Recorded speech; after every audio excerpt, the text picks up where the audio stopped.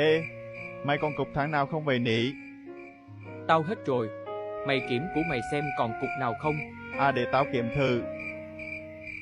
Ảo, anh đi săn em vào lúc tối nay, làm tôi trở thành bữa tối ngày như là con súc vật, như con súc vật, đang còn thêm